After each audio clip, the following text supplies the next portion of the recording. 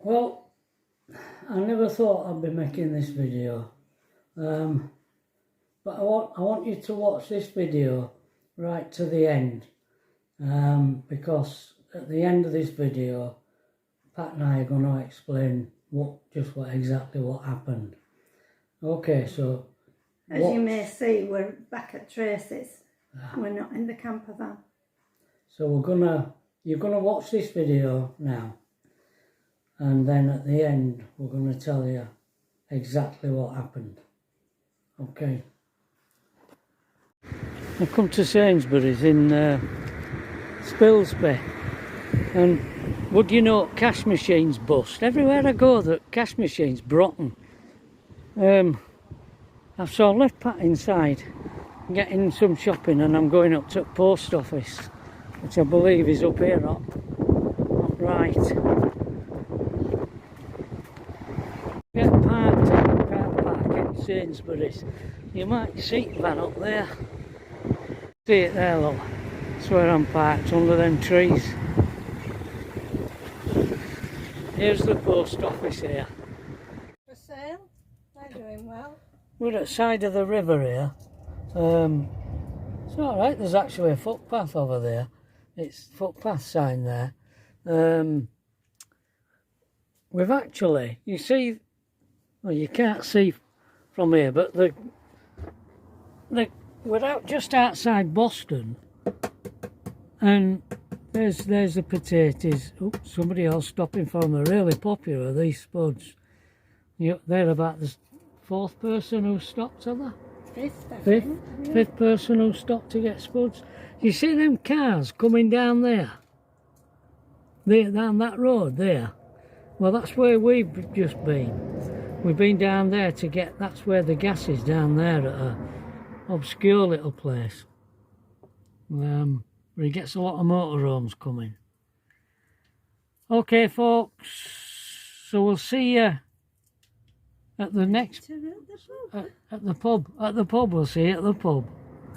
Bye-bye. In my life have I seen such a thing as this. People stopping and buying these tatties is incredible. How farmers come to bring some more. Top it up. He knows how popular they are, don't they? Oh, putting some in a little basket at the side there. Hi folks. Well, we've done a shop at Sainsbury's in Spilsby. Been to get us gas. What did I put in? £8. Topped the gas up, cost us £8. And the pub I was going to go to is a bit too near. We'll be there too early, so I've plotted a route to another one, other side of King's Lynn. So we're heading for that one. So I'll show you it when we get there. We're at the side of the road. Pat's doing some lunch. We're just at the side of the road. I'll show you.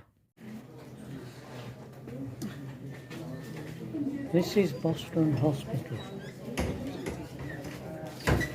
We are here.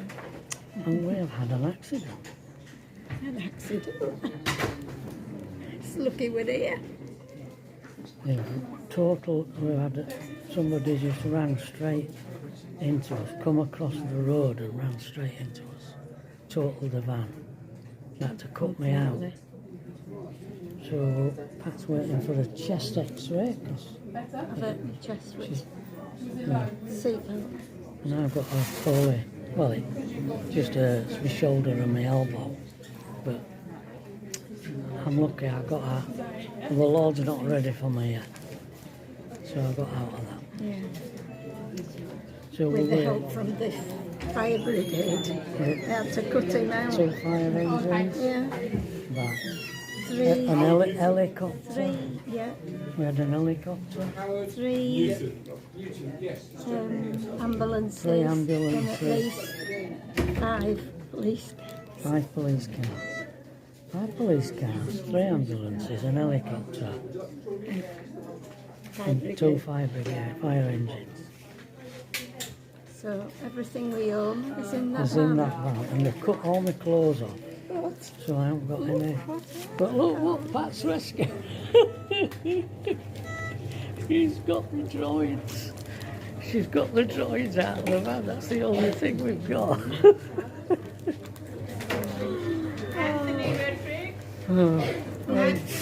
We just stocked up with food for the rest of the week. We've just got all this food and drawn us money out, and Pat's money was in her purse and they can't find it. You can't find the phone. Can't find the phone. Yeah. Just came straight at us, didn't you? Just came straight at us, just straight over on my side of the road and hit us. So, would like we had a good weekend with you, Benita and Dave. yeah, but you see, you saw the last of the van. Twat's gone. Twat is no more.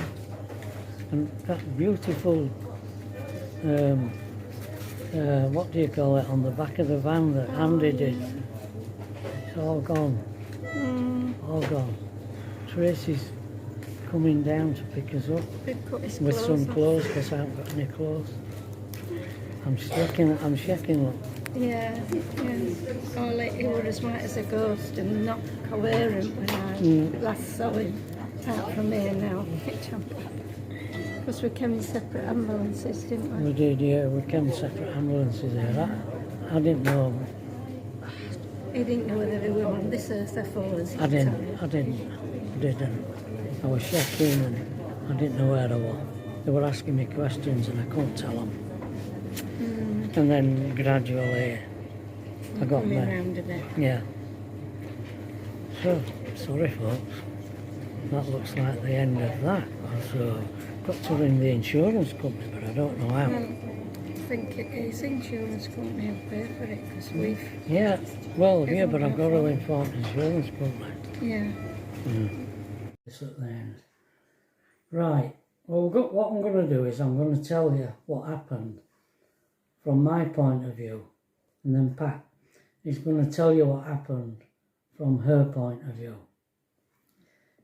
You know when we last saw you on that video, we were parked in that lay-by opposite that farmer's little stand where he was selling potatoes. We actually went across and bought some of his potatoes. And I said to him, I don't know what you're doing, but you're doing something right, because loads and loads of people have stopped here to buy your potatoes. And he says, it's the flavour, lad. A flavour. So we bought some. As it happened, we never got a chance to taste them. So, because we drove, that was on the edge of Boston. We drove through Boston. We drove out of Boston on the A16. And we turned left on the A17 because we were heading for a pub at the other side of King's Lynn. And we were going to spend the night there, going to the pub for a meal. But we never got there because travelling along that A17, a car it was a van. He just aimed, he was coming the other way, and it was almost as though he was aiming at us. He just came towards us. I tried to avoid him. Went onto the grass, but he hit us. He hit us on the edge of the grass and threw us into the edge. And threw us. I have got a video of it, but I can't show you it yet because it's under police jurisdiction, because the man is going to be prosecuted for dangerous driving. We don't know what happened, but I just saw him coming at me and I said to Pat, what on earth's this guy doing? And I tried to avoid him getting onto the grass, but I didn't even feel the impact. I didn't even hear the impact. In fact, I don't know where I went, but when I come back, there were an helicopter landing, there were police had cordoned off the road, there were fire engines and ambulances. I was trapped in the cab. The steering wheel and the dashboard were shoved forward onto my knees, and the door had been thrust in on trapping my leg. I was as white as a sheet, according to Pat, and I didn't really know what was going on, to be honest. They had to cut me out. It took them an hour to cut me out of the van. Put me in the ambulance, and the doctor who was on the helicopter came into the ambulance, cut all my clothes off, shredded them, and told me to move this and to move that and to move other. Asked me questions, and he said, "It's a miracle, but this man has got no broken bones whatsoever." And the ambulance driver said, "You're a very lucky man." And I said, "Why do you say that?" And he says, "Well, haven't you seen the van?"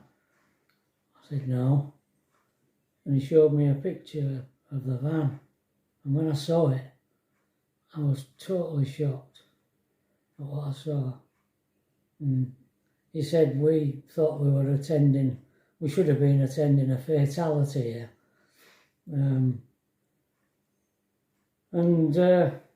All the time this is going on, Pat's got her side of the story to tell. So what did you see, Pat? Well, I saw this car coming towards us, and you said, what on earth is he doing? What's he doing? And we just didn't know. Next thing, there was this great bang, and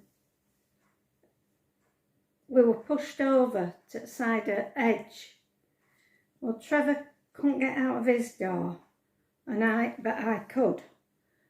So I looked at Trevor and I thought, God, I undid his seatbelt and I undid my seatbelt.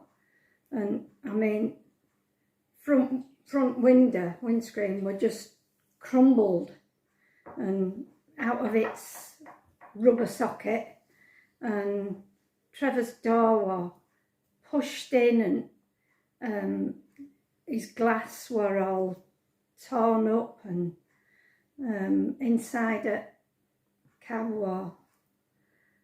I just looked round, and freezer were in the middle of the aisle, and all glasses, and I heard it all go. And when I looked in front of me, one of the egg cups out of the cupboard and a plastic glass, were on my side of dashboard.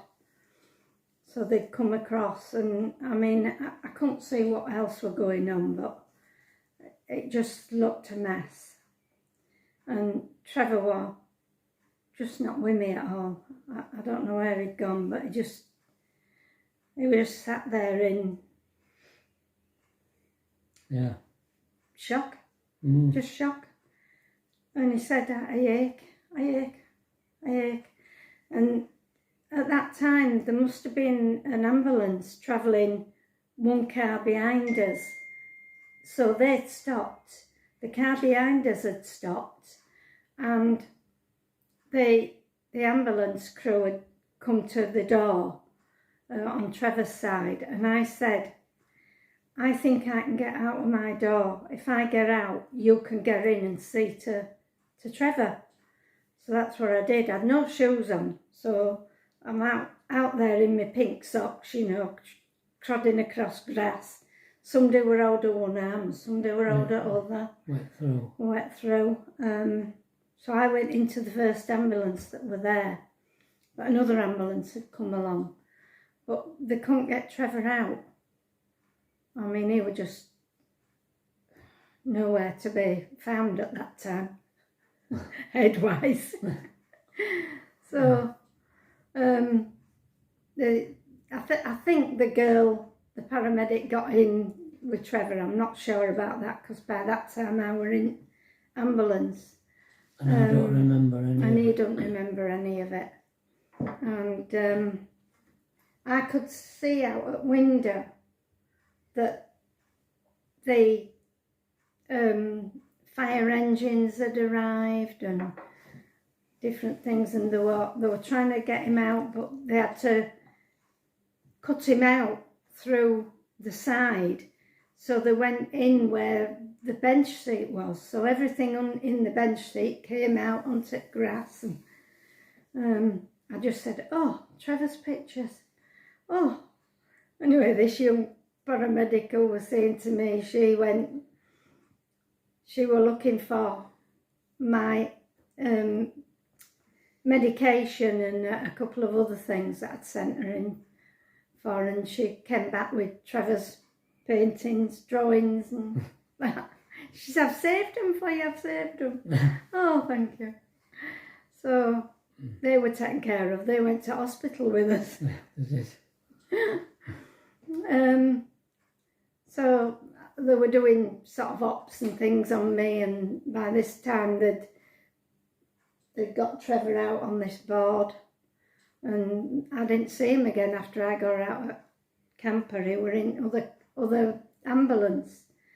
Well, the policeman come and asked us some questions, and then this doctor from the helicopter came in, and he said, "We're thinking of sending Trevor to Nottingham Hospital for scans, and we're going to send you to Boston." I said, "No, you can't do that, you can't do that." "No, I'm not going." I've got to go where he goes. Because if I wasn't there, he'd just panic about me. He'd wonder where I was, and he'd just be in a worse state than ever, wouldn't you? Yeah, I would. So we both ended up at Boston Hospital. Yeah, we did. And by this time, the policeman had rung Tracy, and I'd had a word with Tracy, so she was going to come to pick us up, because we didn't think they'd keep us in. So I've across my chest, which I think were with the seatbelt when I come forward. And Trevor's just all down his side and his leg and bruised and a bit confused. Because you don't know what happened here. No. But I heard this bang when this car hit us and threw us to one side, and I just screamed. But he never heard that. He never heard the car, he never heard the impact, he never heard me scream. I didn't. And then I just burst into tears, and oh dear, it were a bit of a trauma, I'm sorry to say. So we were at Boston Hospital, and the police had rung Tracy. Tracy had been at home all weekend ill. And she'd not gone to work that day. It was Monday. Yeah, because she still wasn't feeling ill when she got feeling well, when she got the phone call from the police. But like Tracy is, she set off, got everything ready, and set off and drove down to Pilgrim Hospital in Boston. Yeah. And we had to go and have a brain scan to make, because I couldn't answer the questions. I didn't even know what day it was. Didn't know what year it was. No. Really. And they didn't know whether something had happened. Anyway, the scan were all right, and your scan was okay. You went for a scan, that was okay. Tracy arrived about 8ish, 8:15 at night, and it was 10:15 by the time we left Pilgrim Hospital, but we didn't get back. Later than that. Was it later? A bit later. Could be later. And we didn't get back here while Tracy brought us back here. The police have had the van, which is total write-off, is collected and taken to a compound. The police. Twat is a twat now. Yeah. isn't it? It is. Yes. I'm very sorry to say that it is no longer. No, it is no longer. So it's in a compound in, where is it? Spalding. Halfleet? Yes. Not Wainfleet. Surfleet or Surfleet. Surfleet near Spalding. Yeah. So we've got to go. Tracy has. Tracy's been managing it all. Dealing with police, Dealing with insurance. police, dealing with insurance. Oh dear. So we've got to go on everything. There's tablets, everything. My wash bag, my razors. We managed to scrape a few things up, haven't we? Tablets, inhalers, clothes. Yeah. We've just done a shop. Yeah, we had. And that, I'm assuming that were all on floor because fridge freezer were on floor in the middle of the room. And one of the cupboards had been ripped off at wall and crockery and that. And Pat had got, she said she was going to treat us and she got some ribeye steak. So that's gone. That's good. By the wayside. Yeah. Well, I dread to think what it's like on floor in there. No. No. Well, we'll soon find out. Yeah. So that's why you haven't heard from us. And that's the story. Yeah. But we're both Alive. well as can be expected. Yeah, they expected fatalities, didn't they? Yeah. Because it was just a real head on Trevor's side, definitely. I think because he's so slim that the chair, I think the fridge must have shoved his chair forward so that it was sort of trapped between the steering wheel and door that had come in. Right. And Jack Crew in front and oh gosh, I don't even know what happened to telly or cooker or out. So we're going to be without a vehicle for a while now. All right, folks. So but we'll keep letting you know what's happening. And keep you up to date with what's going on. Yeah. Sorry about this, David, Benita. Yeah. We had such a lovely weekend, didn't we? We really did. And David and Tracy at the cafe. Thank you, and Neil for allowing us to stay, and we just had a lovely time. It just so sad an ending to that. Yeah. Yeah, we. Right. Just a minute. What's? Eggs. Oh yeah. I'm sorry, David and Tracy, but your eggs and bacon that you so kindly give us are now scattered all over the floor of that van. I think so. I mean, the bacon might be all right, but it's still in a packet, isn't it? Yeah. I have some of the eggs are cracked.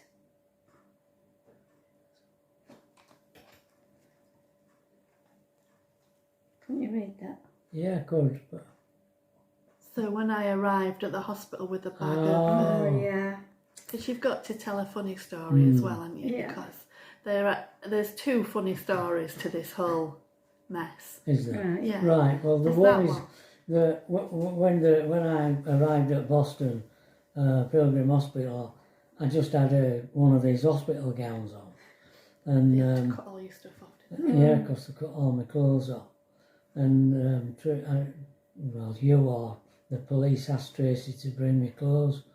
So when Tracy arrived at the hospital, she showed me this carrier bag which just had a pair of Fitbill boots in it. And I looked in this carrier bag and I said, "Is that it?"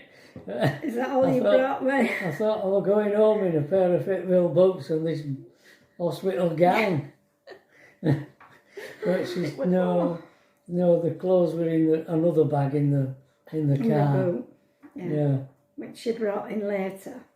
But because Tracy hadn't been well, she was stood up because this place was just jam-packed. It was jam-packed, wasn't it? It was. And she came in and she says, "Well, I haven't been well." And then sort of after about an hour of being there. I didn't say maybe that 2 to hours. start with, did I? You just said, "Oh, were you at home early?" Yeah, Mm. yeah. Because If I'd have been at work, I wouldn't have got hold of you. you wouldn't have. The police No. wouldn't have been able to contact me because I wouldn't have had my phone. That's what I said to him. I said she might not answer because if she's in work and she's in a court, she won't, Yeah. just won't be able to answer. So anyway, she were at home because she's been ill all weekend. And then she was stood there and she says, "I'm going to have to sit down, I feel dizzy." So she sat down and then you Well, said, I had to turf my dad out of his wheelchair so I could sit in it. because this place was jam-packed like sardines in a tin. Yeah. Well, yeah, There were no spare seats, so Yeah. people stood all over. Yeah. yeah, So we turfed my dad. I said, I'm going to pass out. I need to sit down. Fortunately, you didn't. You didn't pass out, but you went a bit dizzy and your ears went, didn't they? Yeah, And you just went to the toilet and you were sick, weren't you? yeah. So, but I think you felt all right after After that. I'd been sick, I felt all right. Yeah, Yeah, I suppose it a bit of shock and a bit of what you were suffering from yeah. as well. Because I suppose getting a policeman ringing you up and saying your parents have been in a head-on collision. And we've got the air ambulance here. Yeah, not a good thing, is it? And they said that it had taken them an hour to cut him out. Yeah, So, mm, and they just got him out. yeah. So that's the story, folks. That's the story. So So there's going sorry. to be no more camper van. No, that man's had it. All right, folks. And we know how much Benita and David had admired it. Yeah, I know. You were only looking at saying how lovely it was, weren't you? Mm, And now yeah, it's it's just no a more. wreck. It's just like that. Just like that.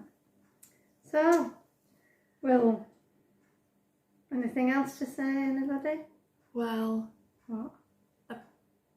just that you're true to form, and in the middle of a crisis, you still tidied up as you got out of the vehicle. Yeah. Yeah. And then later on confessed, well, I found a big bolt on the floor near my feet, so I just picked it up and popped it away in the side of the door. And then there was a question about, how did my phone survive? Because it were on the dashboard. I'm surprised my phone survived. And my mum said, well, that landed on the floor, but I picked it up and popped it away. So as she's vacating a vehicle from a horrendous crash, she's still tidying up as she goes. Isn't it amazing that that Pat should do that, go into automatic? In shock, but In still shock, tidying yeah. up. Yeah. Yeah. I mean, I'd have done more if I could have done. She's had it all mopped up.